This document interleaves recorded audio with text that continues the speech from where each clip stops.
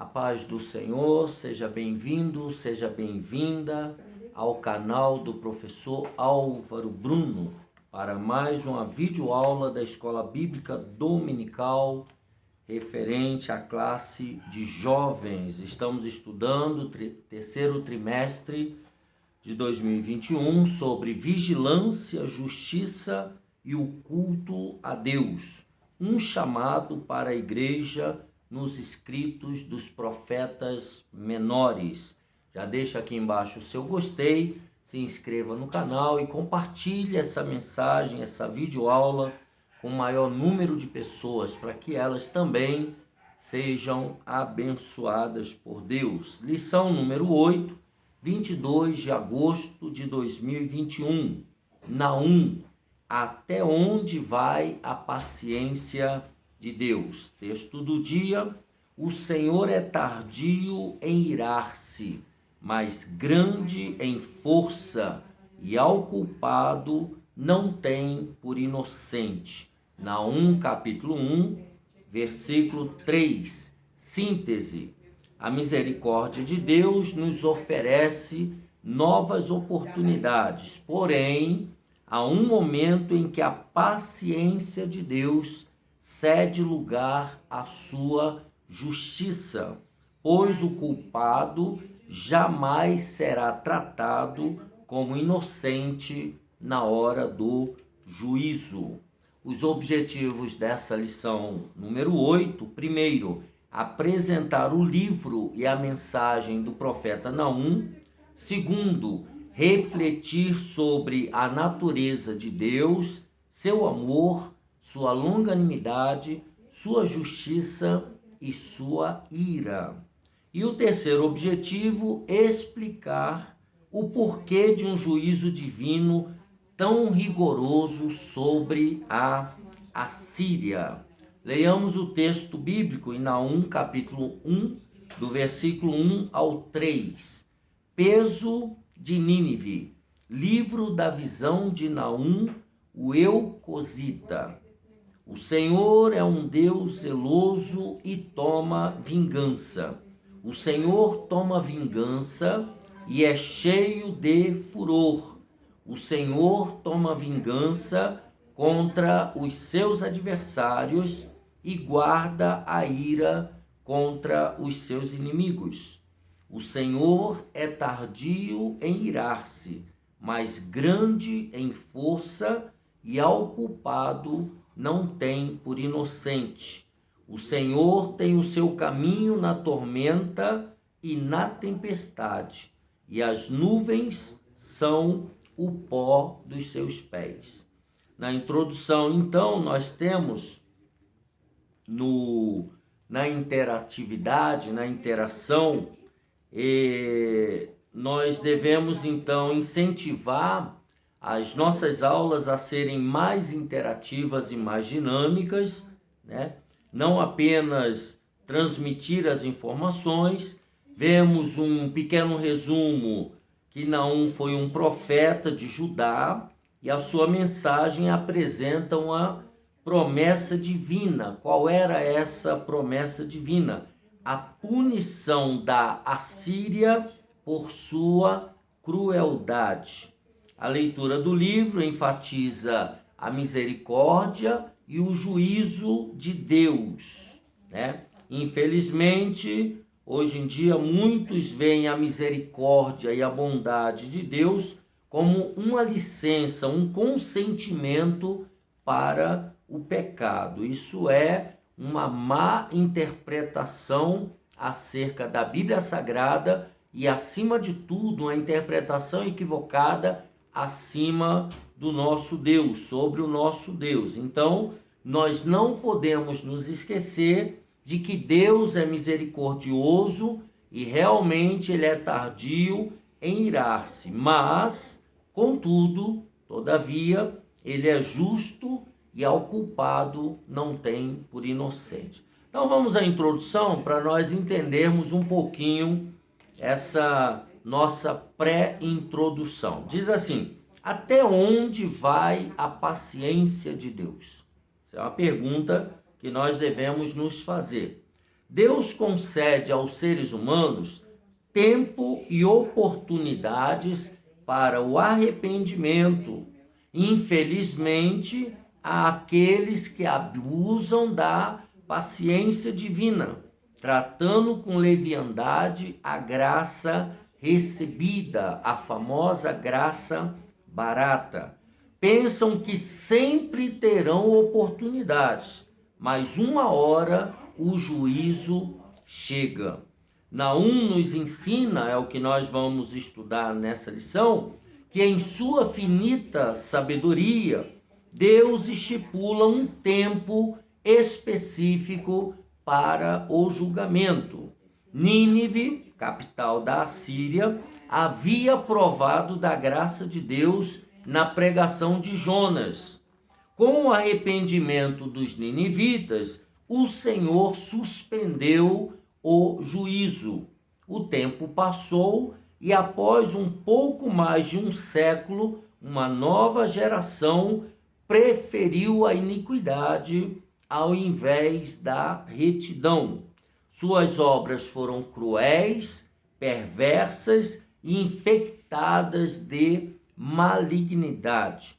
Tal comportamento acendeu a ira de Deus. Não podemos esquecer que o amor de Deus caminha ao lado da sua justiça. Naum anunciou a Nínive o juízo divino.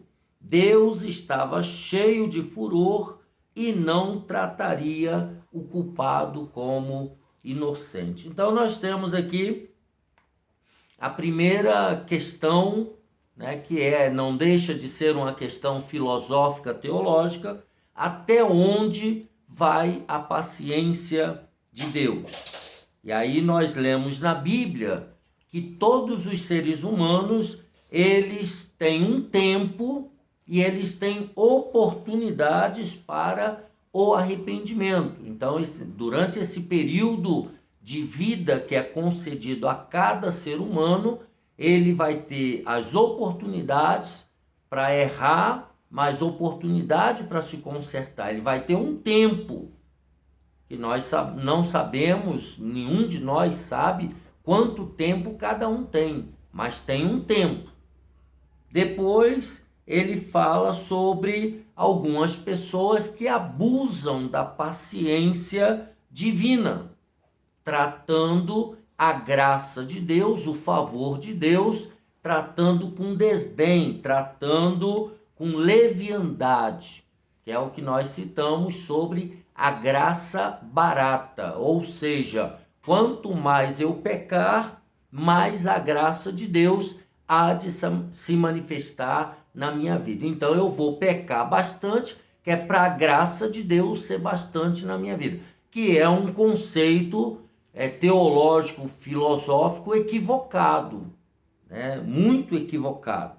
E aí o comentário também, essas pessoas pensam que terão sempre oportunidades, mas uma hora o juízo chega, porque cada um tem um tempo. Então, nessa introdução, nós vamos ver que Naum, assim como Jonas foi até lá a Nínive e pregou, Naum também foi enviado com a visão, mas a geração de 100 e poucos anos depois de Jonas, essa geração estava repetindo os mesmos erros dos seus antepassados. E o pior de tudo, eles não se arrependeram.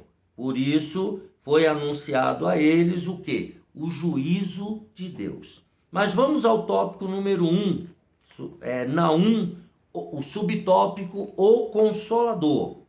Naum significa, o nome bíblico de Naum significa Consolador. Seu nome é mencionado na Bíblia uma única vez, justamente na introdução de seu livro, Naum capítulo 1 e o versículo 1.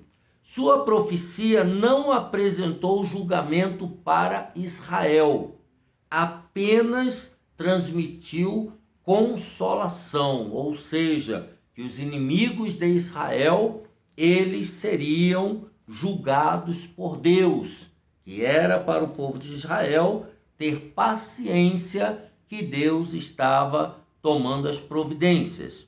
Então, ele consolou seus compatriotas, a nação de Israel, a nação o reino de Judá, ao profetizar o fim da Assíria, o grande inimigo oriental do povo de Deus em sua época. Com isto, nós aprendemos que a justiça de Deus apresenta uma duplicidade no seu efeito, pois, primeiro, é uma ferramenta de consolo para o justo e é um instrumento de terror para o inimigo. Vejamos, por exemplo, em 2 Samuel, eu vou ler na linguagem de hoje, 2 Samuel 22 e o versículo 27. Olha o que diz o texto em 2 Samuel 22, e você abra aí a sua Bíblia de estudo pentecostal, a melhor Bíblia de estudo do Brasil, para você acompanhar a leitura na sua Bíblia de estudo pentecostal. Eu vou ler na linguagem de hoje. 2 Samuel 22, 27, diz assim: Tu, ó Senhor, és, 22, 27, tu és puro para os que são puros, mas é inimigo dos que são maus. Então veja essa duplicidade do juízo de Deus. Em Salmo 18, 25, se você puder, abra sua Bíblia, exercite aí o seu dom de procurar os textos bíblicos e me acompanhe na leitura. Salmo 18 e o versículo 25 e 26. Salmo 18, 25 e 26, que diz assim: Tu, ó Senhor, Tu, ó Senhor Deus, és fiel com os que são fiéis a Ti, e correto com aqueles que são corretos. Tu és puro para os que são puros, mas és inimigo dos que são maus. Veja que Deus ele é fiel com os que são fiéis e é correto com os que são corretos, mas com os maus Deus se torna inimigo do ímpio, inimigo da pessoa má. Então, continuando, enquanto Jonas testemunhou a suspensão do juízo para os ninivitas, conforme eu já disse, na época de Jonas, aquela geração se arrependeu e mudou a sua história, Deus teve misericórdia. Naum, ao contrário, Naum previu a destruição deles, porque a geração da época de Naum estava cometendo os mesmos erros e talvez até piores. Naum viu, o profeta, e antecipou o que Jonas gostaria de ter visto. Lembrando que o último capítulo do livro de Jonas ficou bastante chateado porque Deus mudou a sentença na época que ele pregou. Ele não gostou muito, não. O livro de Naum tem um único tema: o juízo divino contra a Assíria. Então Deus iria trazer castigo sobre essa nação pelos males que ela cometeu, principalmente contra o povo de Israel. Naum anunciou a soberania de Deus sobre todas as nações e ensinou a Judá que a nação que os aterrorizava em breve receberia o juízo divino por suas obras más e seus atos de barbarismos entre os povos. Então, os assírios, eles eram conquistadores terríveis, conquistadores que faziam coisas bárbaras e absurdas com aqueles que eles derrotavam. Então, diferente de Jonas, ele não agiu, no caso Naum, o profeta, não agiu motivado pelo nacionalismo exacerbado, mas profetizou impulsionado pela defesa humanitária. Então, o que ele está dizendo aqui? Que Jonas, ele era um profeta que exaltava o nacionalismo, exaltava os valores de Israel e achava que Deus era um Deus só para a nação de Israel, que não deveria ser levado a outros povos, ao contrário de Naum, que profetizou impulsionado por uma defesa humanitária, ou seja, Naum entendia que mesmo os bárbaros assírios, eles mereciam uma chance de se arrependerem. E aí ele fala, Naum se posicionou contra a tirania e o militarismo da Assíria.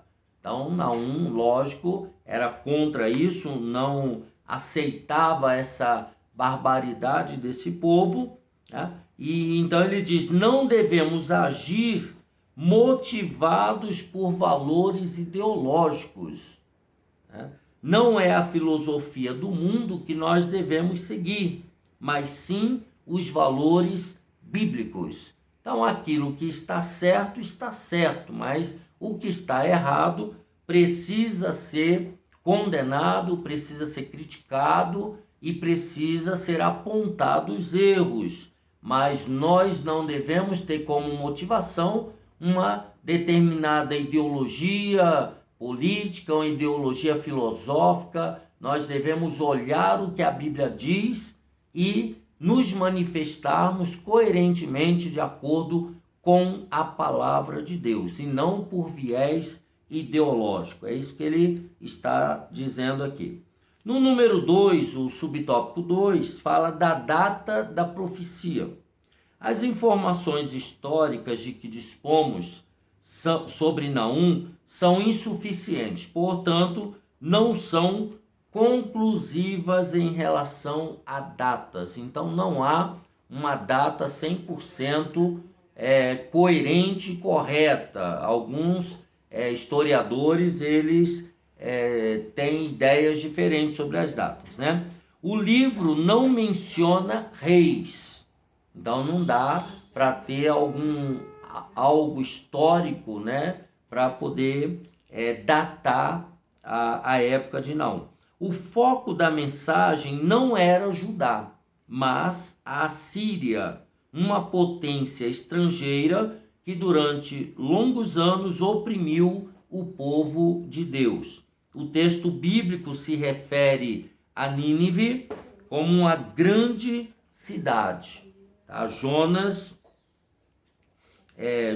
capítulo 1, versículo 2, se você puder virar a página, diz assim, levanta-te, vai à grande cidade de Nínive e clama contra ela, porque a sua malícia subiu até mim.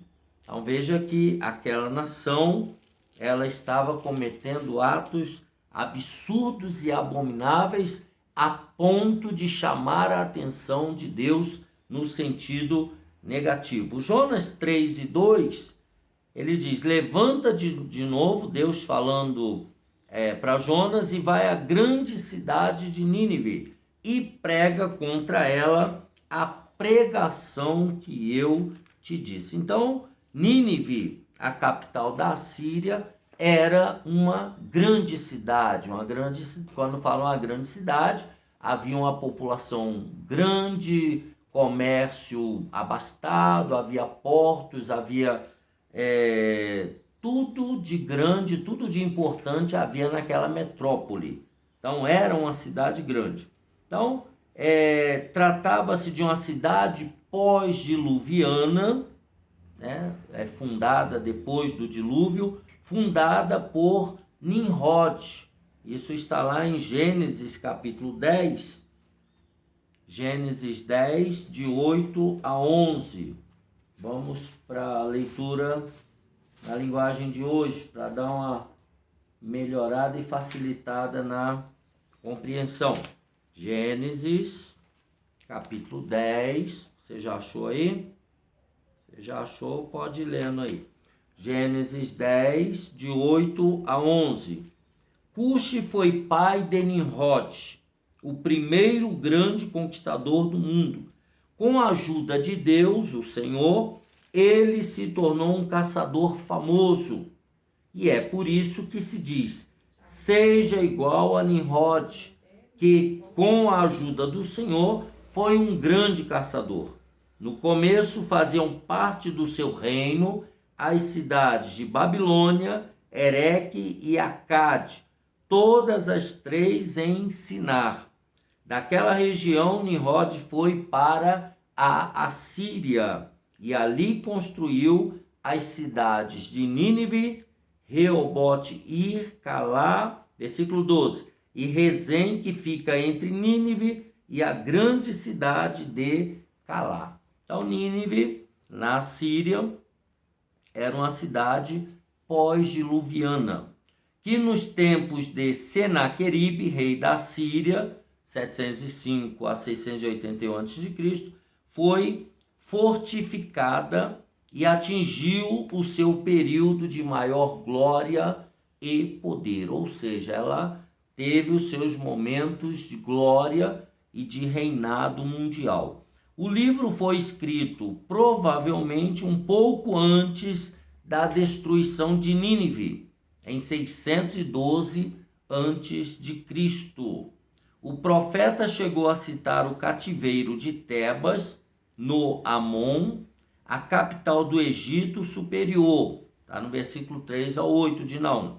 Estudiosos acreditam que Naum estivesse se referindo à tomada da cidade pelos assírios em 663 a.C., comandados por Assurbanipal. Se eu fosse você, eu tentava repetir essa palavra aí, Assurbanipal, para quebrar um pouquinho a língua, né? Assim sendo, o livro poderia ter sido escrito de 663 a.C. a 612 a.C., em um espaço de aproximadamente meio século.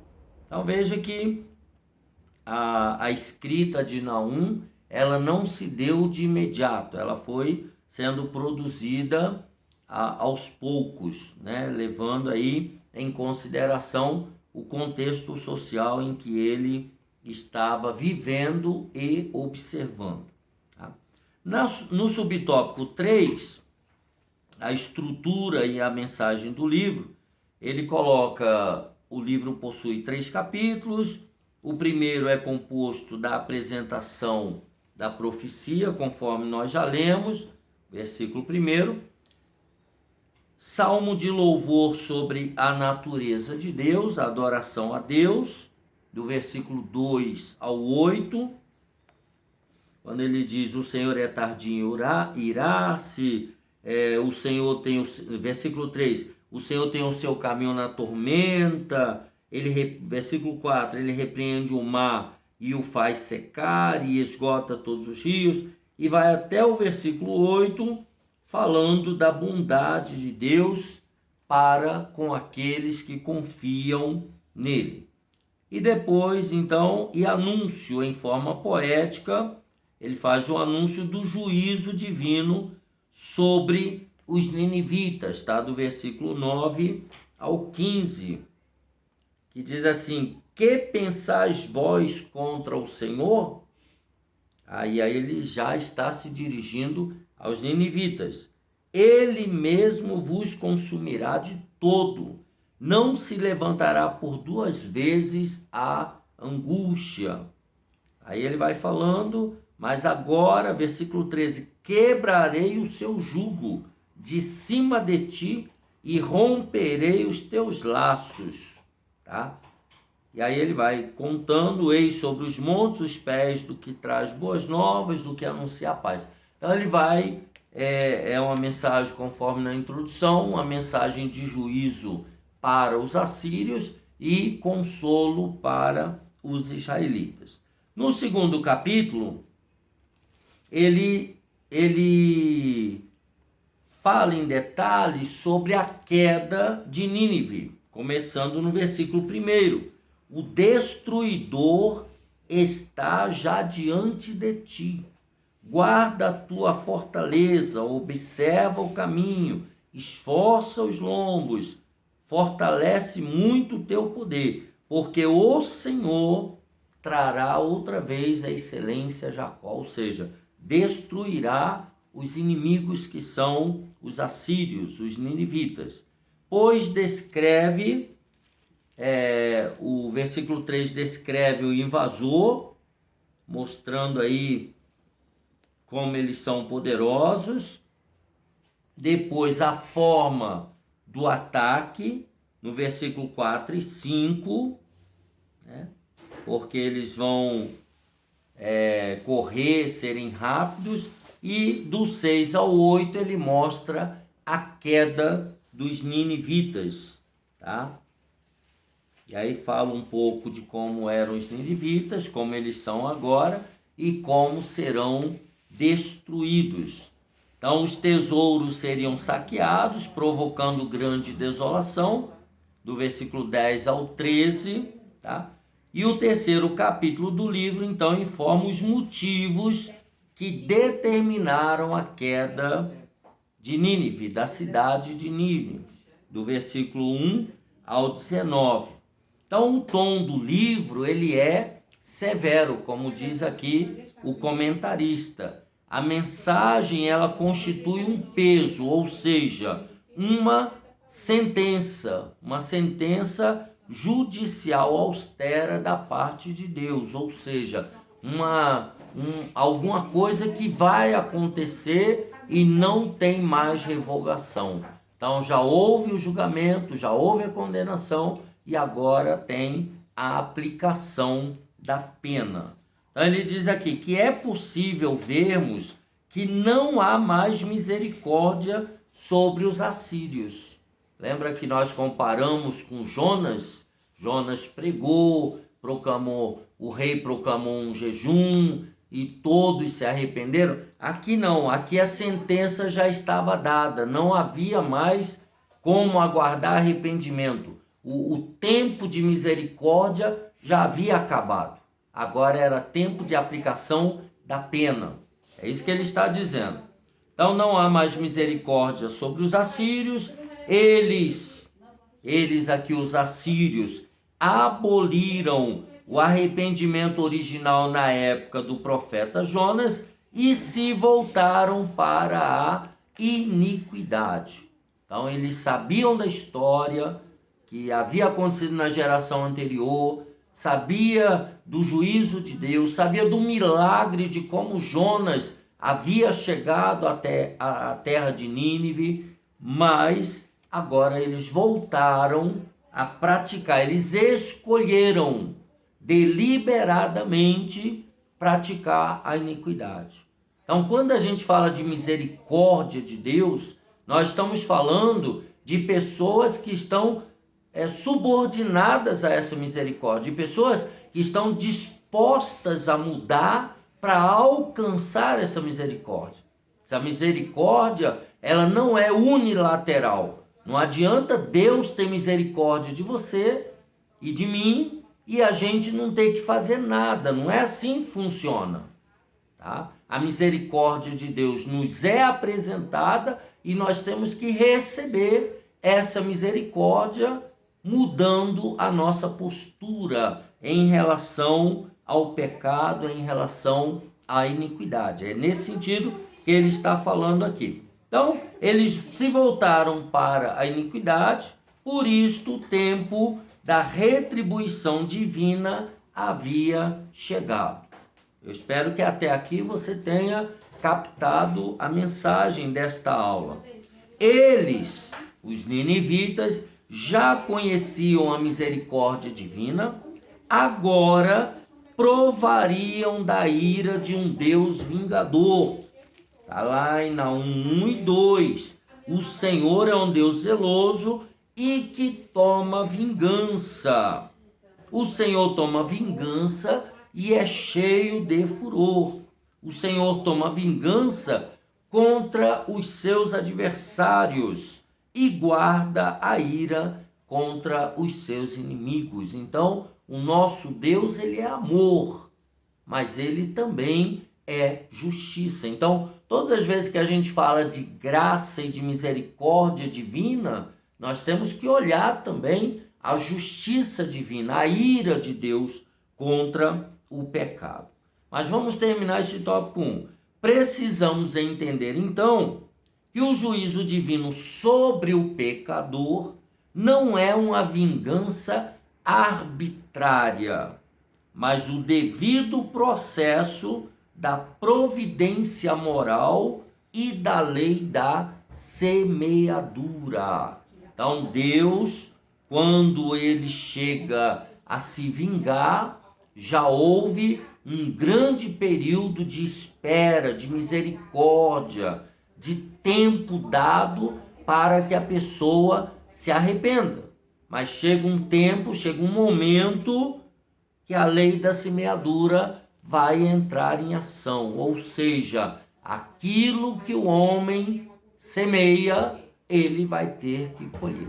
É isso que ele está dizendo aqui, finalizando esse subtópico número 3. Vamos agora à natureza de Deus, que a gente vai falar um pouquinho sobre isso, tá? Subtópico 1, a longanimidade de Deus, né? Naum louva a Deus por sua natureza divina, tá lá do versículo 2 ao 8. Ele é zeloso. O que é uma pessoa zelosa? Uma pessoa que vela pela verdade, pela sinceridade, pela honestidade. Deus, ele é completamente honesto. Ele toma vingança. Então veja, é um Deus, essa vingança de Deus não é igual à minha e à sua vingança. A minha e a sua vingança, ela geralmente é motivada pelo nosso egoísmo. No caso, a vingança de Deus, essa palavra vingança relacionada a Deus, não é no sentido humano, não é no sentido egoísta. A vingança é a justiça manifestada naqueles que semearam alguma coisa. Então Deus, ele zela pela sua natureza de justiça. É isso que ele está falando. Então toma vingança, é cheio de furor, guarda a ira contra os inimigos, ou seja, ele tem misericórdia, ele dá um tempo para os inimigos se arrependerem, é tardio em irar-se, então ele não se ira da noite para o dia, não é na primeira que ele vai resolver a situação, ele é tardio, ele é grande em força, então ele não toma providência imediata, não é porque ele é um Deus fraco, pelo contrário, por ele ser um Deus todo-poderoso, então ele espera, ele sabe, ele tem misericórdia, é nesse sentido. E ele é bom e conhece os que confiam nele. Então Deus conhece aquele que se arrepende, aquele que muda de postura, aquele que busca misericórdia, igual o salmista Davi no Salmo 51, aquele que se arrepende. Então Deus conhece. Aí entra a graça de Deus, que não é a graça barata, é a graça real. Porque a pessoa, às vezes, ela não tem mais força, ela não tem mais condições, então ela se lança na graça de Deus, ela espera somente pela graça de Deus, porque por ela mesma ela sabe que ela já está completamente perdida. Tá? Adiante, na natureza divina, na natureza de Deus, bondade e ira, longanimidade e vingança não são atributos excludentes, mas interrelacionáveis. O que significa isso? Eu acabei de falar. Esses atributos, eles não se excluem. A misericórdia de Deus não significa que Deus é um Deus fraco. A vingança de Deus não significa que Deus não é amor. Pelo contrário, a vingança de Deus é porque não houve recepção ao seu amor. Então, a justiça precisa entrar em ação. Tá? É nesse sentido aqui que ele está querendo dizer. Depois ele diz, Deus é tão perfeito que a nossa mente, obviamente, não tem capacidade de apreender isso aqui. Deus, ele é tão perfeito que tem a medida certa e o tempo preciso para cada ação. Então, aquilo que para mim parece, para você parece que está demorando, está no tempo de Deus. Aquilo que Deus parece que fez e cortou e agiu, e a gente acha que Deus poderia ter esperado, mas não, está no tempo de Deus. Nós não entendemos no momento, mas vamos entender depois. É isso que ele está dizendo. Ele, Deus, está no controle de todas as coisas. E aqui vem outro paradoxo que muitos podem perguntar. Mas como Deus está no controle de todas as coisas e permite um terremoto que destrói todo o Haiti e morre um monte de criança, um monte de adultos e blá, blá, blá, blá, blá, blá, blá, blá, blá? A resposta é, Deus continua no controle de todas as coisas. Eu e você podemos não entender, mas Ele está no controle. Nós é que não sabemos por que Ele permite certas coisas, mas Ele está no controle. Ao contrário do que alguns defendem, dizendo que Deus não está no controle de tudo. Pelo contrário, Ele está.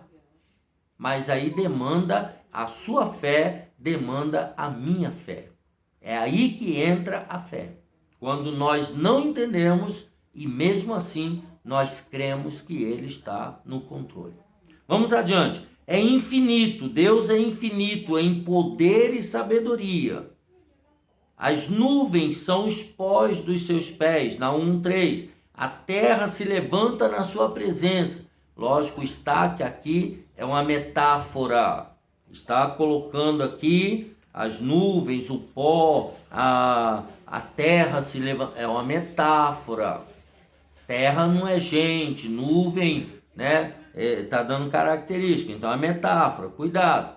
Tá? Ele é soberano, ou seja, ele tem todo o poder nos céus e na terra. Quando a Bíblia diz que é tardio em irar, se está afirmando que ele se ira, mas antes, por ser compassivo, concede chances para o arrependimento. Vejamos isso nessa referência de Romanos, capítulo 4, do versículo 2 ao 4. Romanos, vou ler na Bíblia, a linguagem de hoje, mas você abre aí a sua Bíblia, na Bíblia de Estudo Pentecostal. Capítulo 4, do versículo 2 ao 6. Do versículo 4 ao 6. O salário que o trabalhador recebe, Romanos 2, né? Eu estou no capítulo 4. Vamos para o 2, do 4 ao 6. Ou será que você despreza a grande bondade, a tolerância e a paciência de Deus? Você sabe muito bem que Ele é bom e que quer fazer com que você mude de vida. Mas o seu coração é duro e teimoso. Por isso você está aumentando ainda mais o castigo que vai sofrer no dia em que forem revelados a ira e os julgamentos justos de Deus, pois Ele recompensará cada um de acordo com o que fez. Então Deus é justo e Deus ele vai recompensar cada um de acordo com aquilo que fez. E a justiça, no dia do juízo, se manifestará sobre cada um de nós. Tá? Todavia, a longanimidade de Deus não pode ser vista como impunidade, pois uma hora o fluxo da misericórdia é interrompido e os reservatórios da ira de Deus são abertos. Romanos 1:18 eu leio agora. do céu Deus revela a sua ira contra todos os pecados e todas as maldades das pessoas que, por meio das suas ações, mas não deixam que os outros conheçam a verdade a respeito de Deus. Então veja que a ira e a justiça de Deus vai se manifestar sobre a maldade dos seres humanos. A aplicação da ira divina não é precipitada. Deus não comete injustiças. Sua ira é derramada sobre o culpado e jamais penalizará o inocente. Então, o inocente não será destruído junto com o ímpio. Êxodo 23:7, agora sim na Bíblia de estudo pentecostal, Êxodo 23 e o versículo 7. 23:7. De palavras de falsidade te afastarás, e não matarás o inocente e o justo, porque não justificarei o ímpio. Então aqui Deus faz acepção de pessoas, sim. Quem falou que Deus não faz acepção de pessoas está equivocado. Qual é a acepção? Ele não vai tratar igual o ímpio e o justo. Ele não vai prejudicar o justo junto com o ímpio. Isso ele não vai fazer. É isso que ele está falando. Vamos ao subtópico 2. Deus é amoroso e vingador. O que significa? O livro de Naum nos ensina que Deus, além de ser amoroso, também é vingador. Nós já tratamos bastante sobre isso. Deus ele vai tendo misericórdia, mas vai chegar uma hora que essa misericórdia acaba. Sua graça, a graça de Deus, não pode ser utilizada de forma leviana. A despeito de ser misericordioso, Deus não poupa o ímpio, antes confere à injustiça o devido tratamento. Romanos 3:5. Já que eu estou com a Bíblia aberta em Romanos, vamos ver, Romanos 3:5. Mas se as injustiças que cometemos servem para mostrar que Deus age com justiça, o que é que podemos dizer? Que Deus é injusto quando nos castiga? Eu falo aqui como as pessoas costumam falar. Então, Deus é injusto quando te castiga e quando me castiga? Lógico que nós sabemos que não. Então, os assírios pensavam que podiam afligir novamente o povo de Deus, todavia o Senhor dos Exércitos não permitiria que isso acontecesse de novo. Está lá em Naum 9. Deus prometeu destruir a Assíria e consolar Judá.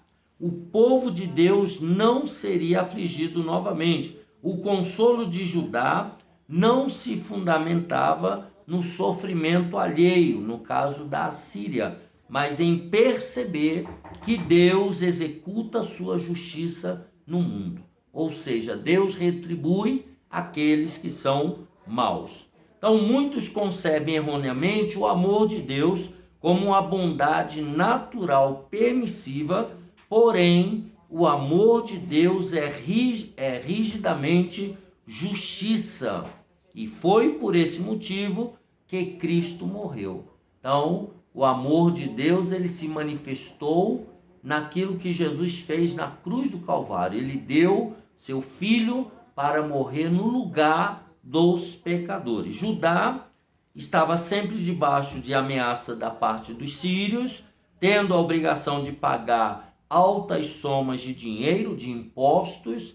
Todavia, essa opressão se findaria e o povo ficaria livre deste jugo, que seria quebrado por Deus. Era uma promessa lá do versículo 13.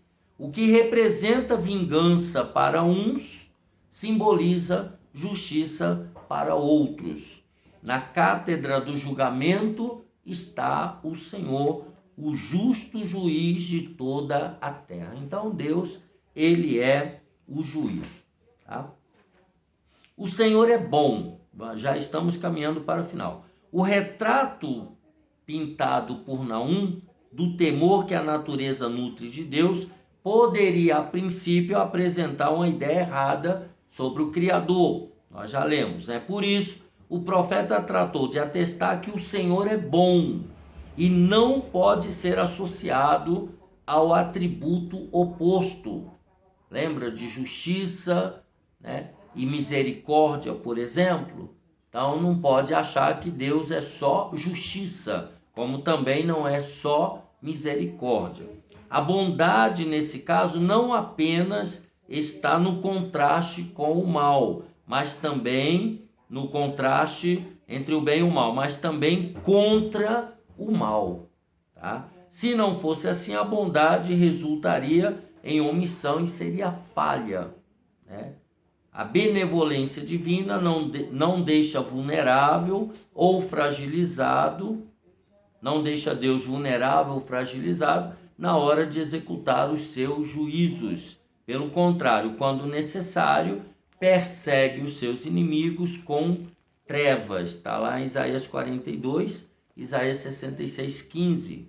O juízo sobre Nínive foi comparado à metáfora da inundação transbordante que a tudo destrói.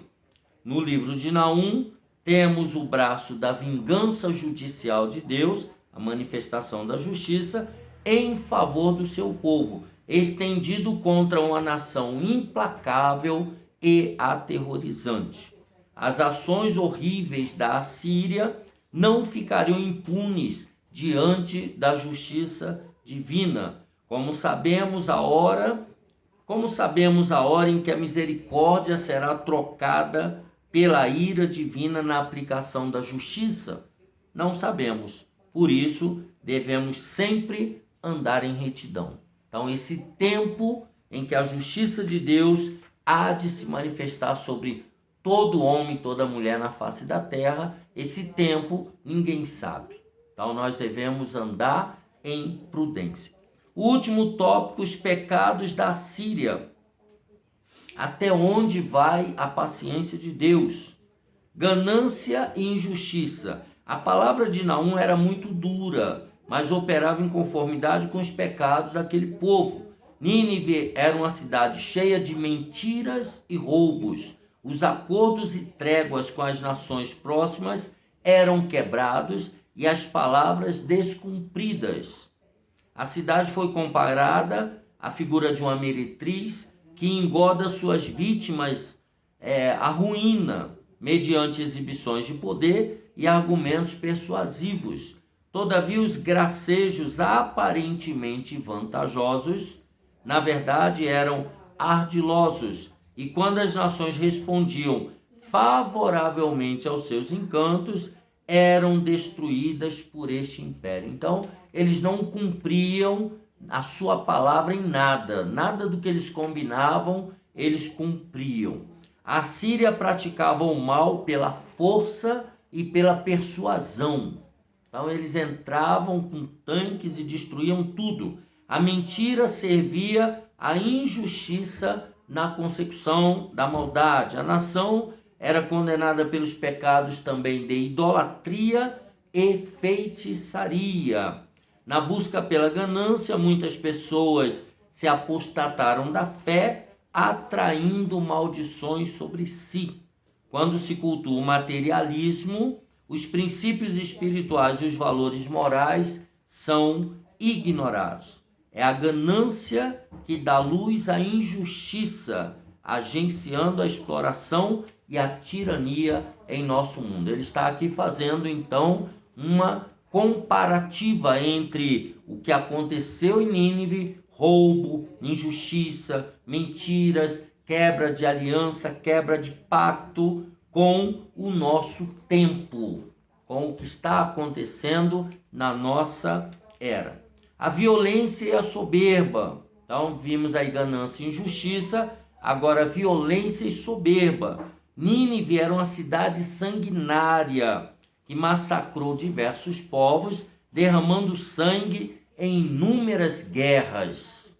Então veja que a violência e a soberba e também, por último, o egoísmo. Então veja que Nínive era merecedora do castigo divino. Que Deus te abençoe e te guarde. Um abraço apertado e até a próxima, se Deus quiser.